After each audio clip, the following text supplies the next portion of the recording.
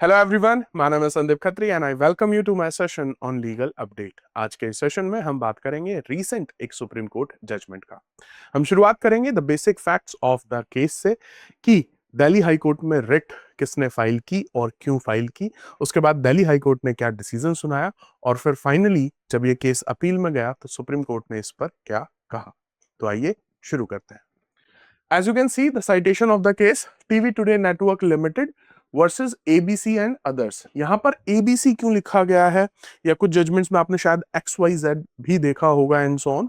तो जब हम इस केस के फैक्ट्स को पढ़ेंगे तो आपको ये बात पता लग जाएगी। ठीक है, सो रीसेंट जजमेंट है आपकी 2026 सुप्रीम कोर्ट की। आइए तो सबसे पहले फैक्ट्स जान लेते हैं। सो 2005 में एक माइनर लड़की ने अपने फादर के अगेंस्ट ही FIR कराई थी for the offence of sexual assault. ठीक है जी। अब जब ये FIR फाइल हो गई तो मीडिया को जब ये बात पता लगी तो मीडिया ने जो है विक्टिम की मदर को जो है अप्रोच किया कि भाई आप बताइए कि क्या मुद्दा है, क्या हुआ, फादर ने क्या किया, क्यों किया एंड सो ऑन। इस तरीके के जो सवाल हैं वो विक्टिम की मदर से जो है वो पूछे गए।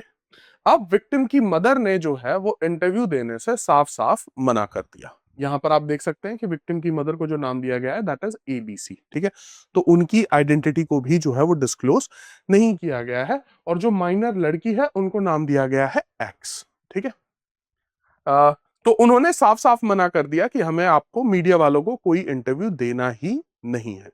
लेकिन मीडिया वालों ने फिर भी क्या किया, ब्रॉडकास्ट कर दिया अपने चैनल पर। उन्होंने क्या क्या चीजें दिखाई, फादर का फुल नेम, ठीक है जी, जो कि इस केस में एक्यूज थे, उनके वर्क प्लेस कहां पर वो काम करते हैं, किस डेजिग्नेशन पे काम करते हैं, उनकी पूरी जो जो रेजिडेंशियल कॉलोनी में जो उनका घर था उसकी पूरी फुटेज जो है वो डिस्प्ले की गई, उनके घर की सीढ़ियां, उनका घर जो है वो दिखाया गया और ऑडियो रिकॉर्डिंग जो मदर की वॉइस की थी, जो भी बातचीत उनसे हो पाई थी उसकी ऑडियो रिकॉर्डिंग्स भी जो है वो पब्लिश कर दी गई।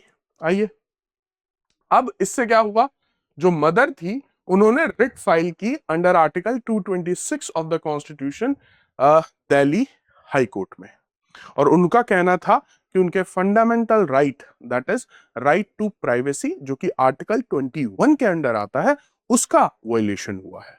और कोर्ट में ये प्रूव हो भी गया कि प्राइवेसी का वायलेशन हुआ है और इस पे दिल्ली हाई कोर्ट ने उन्हें 5 लाख रुपए एज अ कॉम्पनसेशन जो है वो दिलवाया। ठीक है जी, फ्रॉम द मीडिया कंपनी। ठीक है, अब जो TV today network, the name of the company, media company, इन्होंने अपील कर दी सुप्रीम कोर्ट में और चैलेंज किया हाई कोर्ट के इस रूलिंग को कि जी हमारा तो 5 लाख रुपए जो है कॉम्पनसेशन देना बनता ही नहीं है।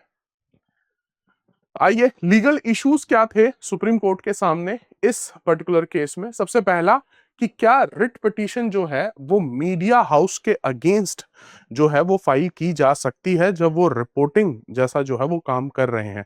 सो that was the first issue. Second, क्या यहां पे राइट टू प्राइवेसी का वायलेशन हुआ है as per to the facts of the case. और तीसरा, प्रायर डिस्क्लोजर डिफेंस, तो क्या ये भी अपने आप में डिफेंस बनता है कि भाई इनकी आइडेंटिटी तो ऑलरेडी जो है किसी और ने जो है किसी भी थर्ड पार्टी ने ऑलरेडी डिस्क्लोज कर ली थी, तो अगर हमने भी डिस्क्लोज कर दी तो कौन सा बड़ा काम हो गया। ठीक है, सो that was again a defence from the media company. ठीक है, तो अब ये इश्यूज थे सुप्रीम कोर्ट के सामने जिनको सुप्रीम कोर्ट ने डिसाइड किया। अब देखते हैं कि सुप्रीम कोर्ट का क्या डिसीजन आया और उनके क्या रीजनिंग थी। तो सुप्रीम कोर्ट ने सबसे पहले तो अपील को डिसमिस कर दिया और जो हाई कोर्ट का ऑर्डर था उसको अपहेल्ड कर दिया कि आपका 5 लाख रुपए जो है कॉम्पनसेशन देना बनता है विक्टिम की फैमिली को, क्योंकि यहां पर उनकी जो राइट टू प्राइवेसी है उसको ब्रीच किया गया है। ठीक है, रीजंस बिहाइंड द डिसीजन, सबसे पहला, media performs a public function. ठीक है, तो मीडिया जो है एक पब्लिक फंक्शन को परफॉर्म करता है और ये भी रिट जुरिडिक्शन अंडर आर्टिकल 226 के अंडर ही आता है। तो ऐसा कोई कॉन्सेप्ट नहीं है कि मीडिया के अगेंस्ट जो है वो रिट फाइल नहीं की जा सकती है। ठीक है, तो इस पे जो है सबसे पहले क्लैरिटी आ गई है।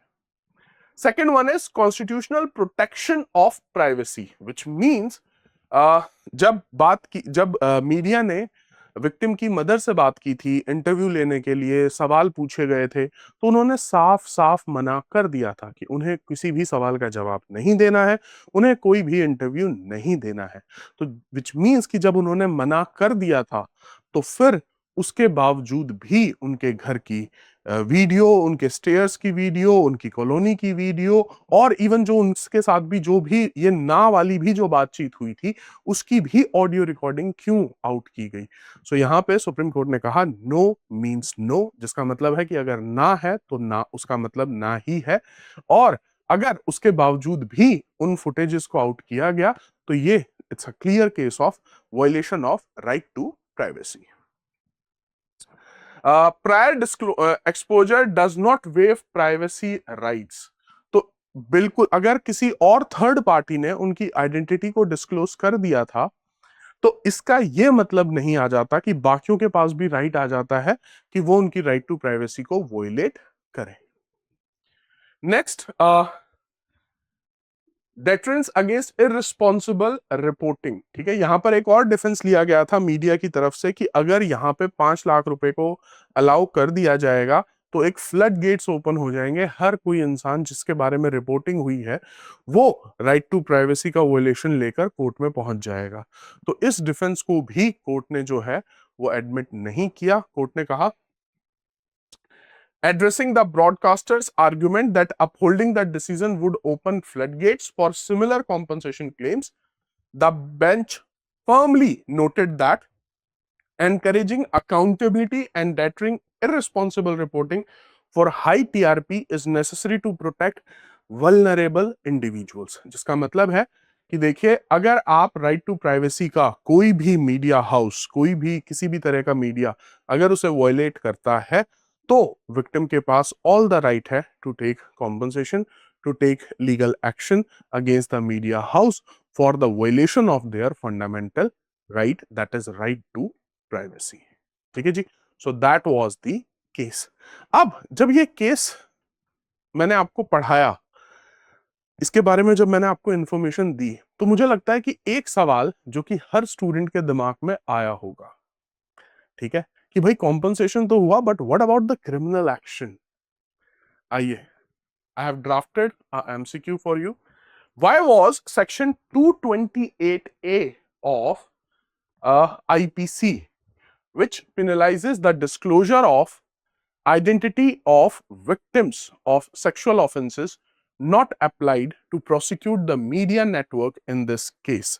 मतलब यहां पे सेक्शन 228A जो है उसका जो एप्लीकेशन है वो क्यों नहीं हुआ। ठीक है, इवन यहां पर आप इसको रिप्लेस कर सकते हो विद भारतीय न्याय संहिता के भी सेक्शन से। ठीक है, मैंने अभी यहां पर आईपीसी के अकॉर्डिंग आपसे ये पूछा है। So these are your options. सबसे पहला, section 228A IPC applies exclusively to male victims of sexual offenses, ये ऑप्शन है।